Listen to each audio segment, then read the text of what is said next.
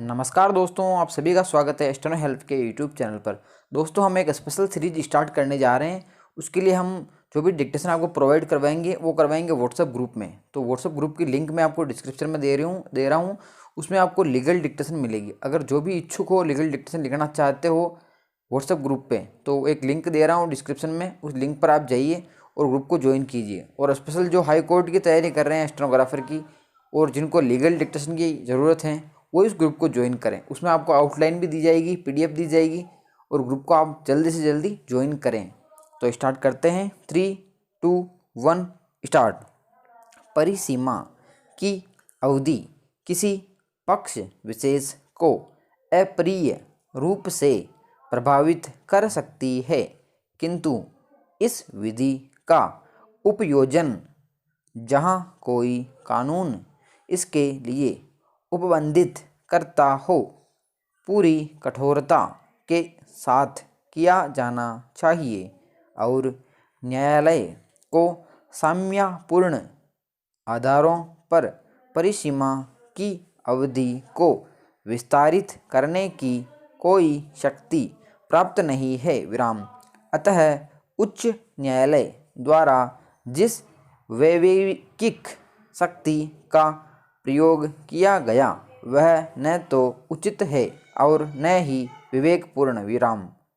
विलंब को क्षमा किए जाने के प्रयोजनार्थ पारित आदेश को मान्य नहीं ठहराया जा सकता। अतः अपील मंजूर की जाती है और आक्षेपित आदेश अपास्त किया जाता है।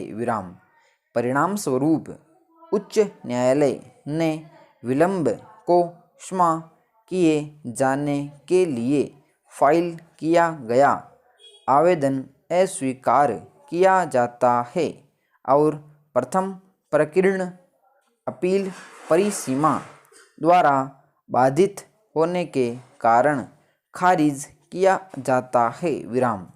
लागत के बाबत कोई आदेश पारित नहीं किया जाता।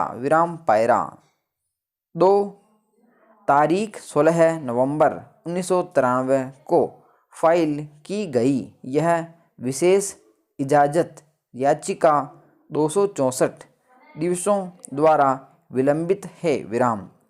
पहले कुछ लक्ष्य तक यह न्यायालय यह मताभिव्यक्ति करती रही है कि यदि सरकार द्वारा फाइल की गई वे अपीलें परिसीमा के बिंदु पर समाप्त कर दी गई तो लोक हित पर गंभीर रूप से विपरीत प्रभाव पड़ेगा।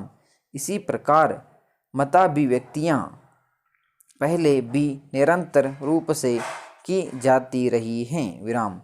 किंतु ऐसा प्रतीत होता है कि सरकार के कार्यकरण में स्पष्ट रूप से कोई सुधार नहीं आया, जैसा कि वर्तमान याचिका से स्पष्ट है, जिसको नवंबर 1993 में फाइल किया गया था। विलंब का स्पष्टीकरण याची के स्वयं के शब्दों में उल्लिखित किया गया है। पैरा यह स्पष्टीकरण विलंब क्षमा किए जाने के प्रयोजनार्थ वैवेकिक रूप से स्वीकार्य आधार को प्रस्तुत कर पाने में विफल रहा है। अनेक मामलों में इस न्यायालय द्वारा पूर्व में की गई मताभिव्यक्तियों के पश्चात हमको यह आशा थी कि परिस्थितियों में सुधार आएगा। किंतु इस आशावाद को सरकार से समर्थन प्राप्त नहीं हुआ। अब हम एक ऐसे बिंदु पर पहुंच चुके हैं जिसके परे न्यायालय भी किसी मुकदमेबाज की सहायता नहीं कर सकता, चाहे वह मुकदमेबाज सरकार ही क्यों न हो, जो नौकरशाही की उदासीनता के बंधनों में जकड़ी हुई है विराम। परिसीमा की विधि जो प्रत्येक पर लागू होती है को ध्यान में रखते हुए हम कोई अनुतोष प्रदान करने के निष्कर्ष पर नहीं पहुँचते विराम।